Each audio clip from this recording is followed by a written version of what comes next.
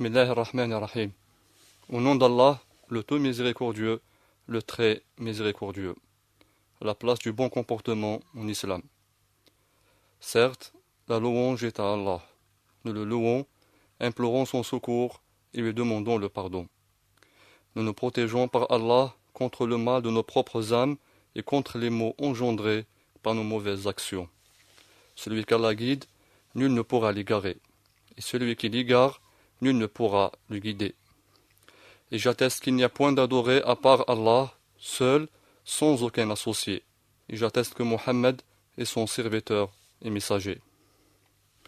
Ô vous qui croyez, craignez Allah comme il doit être craint, et ne mourrez qu'en musulmans. Ô hommes, craignez votre Seigneur qui vous a créé d'un seul être, et a créé de celui-ci son épouse, et qui de ces deux-là a fait répondre beaucoup d'hommes et de femmes. Craignez Allah au nom duquel vous vous implorez les uns les autres, et craignez de rompre les liens de sang. Certes, Allah vous observe parfaitement. Ô vous qui croyez, craignez Allah et parlez avec droiture, afin qu'il améliore vos actions et vous pardonne vos péchés. Quiconque obéit à Allah et à son messager obtient certes une grande réussite. Ensuite, certes la parole la plus véridique est celle d'Allah, et la meilleure conduite est celle de Mohammed, prière et salut d'Allah sur lui. Et les choses les plus mauvaises sont les innovations, et toute innovation est hérésie, et toute hérésie est vouée au feu. Chers frères et sœurs qui nous écoutent, partout où vous êtes, Assalamu alaikum wa rahmatullahi wa barakatuh. Nous voilà avec vous, avec une nouvelle émission de notre série Les égards inégalables de la religion musulmane. Nous allons voir ce soir une autre vertu que contient l'islam, un thème trop important que l'on doit bien connaître car il conditionne notre statut et notre valeur auprès du Créateur de cet univers, Allah, à lui la pureté.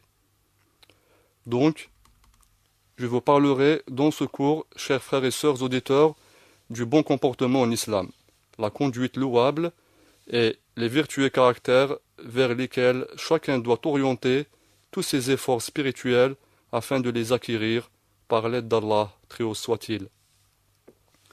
Dans l'islam, le comportement, qu'il soit bon ou mauvais, est défini comme étant une attitude ancrée dans l'âme.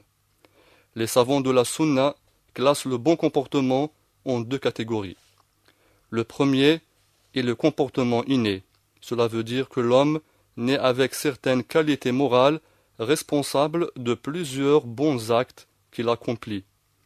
Tandis que le deuxième est le comportement acquis, qui est le résultat de l'exercice et de l'entraînement. La preuve de cette catégorisation, telle que la stipulent certains savants, est le dire du prophète que la prière et le salut d'Allah sur lui, lorsqu'il a dit un jour à son compagnon Ashadj Abdul Qais, Inna fika la khuluqayni yuhibbuhuma Allahu al-hilmu wal-anat.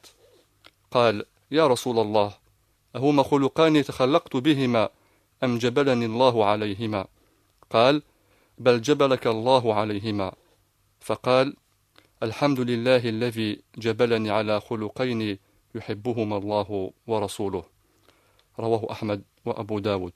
Traduction rapprochée. Une fois le prophète sallallahu alayhi wa sallam a dit à son compagnon Ashadj Abdul Qais, tu es doté de deux caractères qu'Allah aime, la longanimité et la sage lenteur.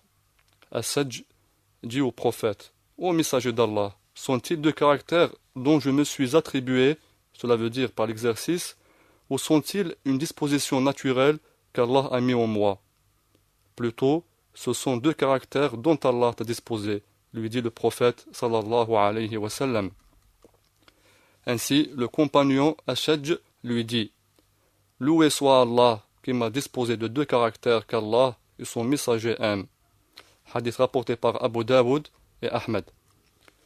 Après s'être servi de cette parole prophétique dans son livre intitulé Makarimul Akhlaq, les nobles caractères, l'érudit Ibn Uthaymin, qu'Allah lui fasse miséricorde, dit: ceci est une preuve que le comportement louable et vertueux est soit inné dans la personne, soit acquis. Mais il n'est pas de doute que le comportement inné est meilleur que l'acquis. Cela parce que le bon comportement, lorsqu'il est inné, sera une disposition naturelle chez l'homme. Ainsi, il n'aura pas de besoin de se forcer, ni d'éprouver des difficultés, lorsqu'il veut s'en servir. Toutefois, cela est un bienfait d'Allah, il l'accorde à qui il veut. Par contre, rajoute le cheikh, celui qui se voit frustré du bon comportement inné a la possibilité de se l'attribuer par l'acquisition en s'appliquant à l'exercice et l'entraînement. Fin de citation. Par ailleurs, avant d'évoquer quelques versets et hadiths qui mentionnent la grande valeur du bon comportement et de la bonne moralité, j'aimerais citer un très intéressant passage du livre Zadul Ma'ad, la provision pour le jour du retour vers Allah de l'imam Ibn al-Qayyim, qu'Allah lui fasse miséricorde, dans lequel il affirme que connaître la conduite du prophète, prière et salut d'Allah sur lui, est vraiment un moyen qui mène au succès lorsque le serviteur suit cette conduite et s'y applique constamment. Il dit donc, il n'est certes pas de voie à la réussite si ce n'est par le messager sallallahu alayhi wa sallam. On ne pourra non plus connaître dans le détail le bon du mauvais qu'à travers lui.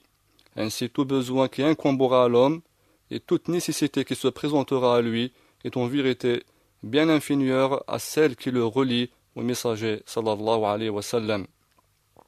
Et étant donné que le bonheur dépend de sa conduite, prière et salut d'Allah sur lui, donc il est impératif à toute personne qui souhaite son salut de connaître la conduite du prophète, prière et salut d'Allah sur lui, son comportement et tout ce qui le concerne afin de se libérer du mode de vie des ignorants.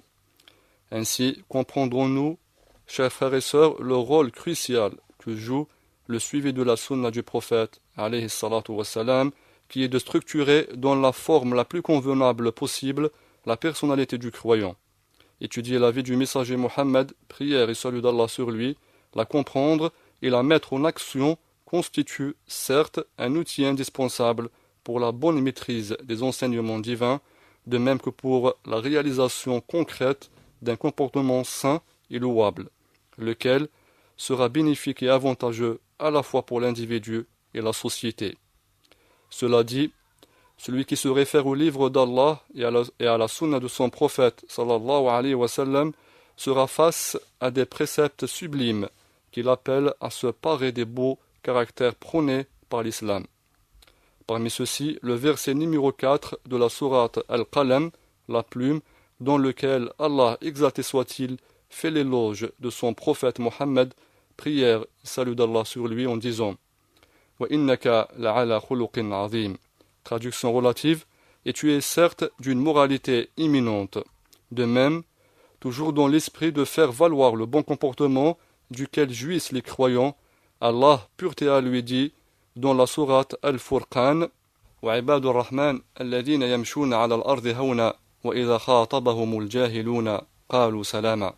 Traduction rapprochée, les serviteurs du tout miséricordieux sont ceux qui marchent humblement sur terre et qui, lorsque les ignorants s'adressent à eux, disent paix.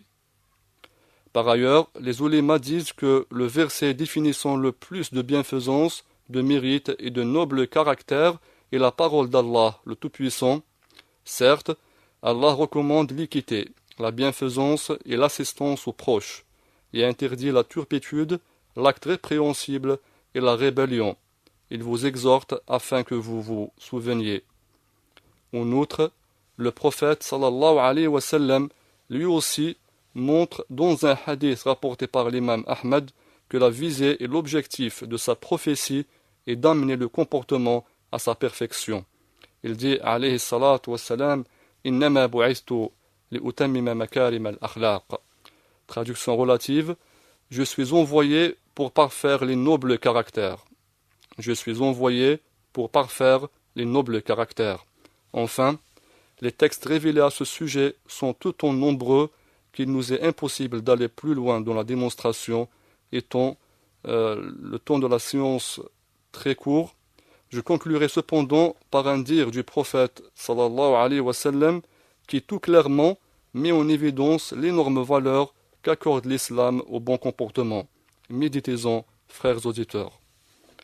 Pas de chose plus lourde sur la balance que le bon comportement. Pas de chose plus lourde sur la balance que le bon comportement. Hadith authentique rapporté par Abu Daoud, Ahmad et d'autres. Ainsi, nous arrivons, chers frères et sœurs, à la fin de cette émission. Nous vous retrouverons dans le cours prochain, Inch'Allah, avec une autre vertu enseignée par la religion musulmane, et notre dernière invocation est louange à Allah, le Seigneur des mondes. Wassalamu alaikum wa rahmatullahi wa barakatuh.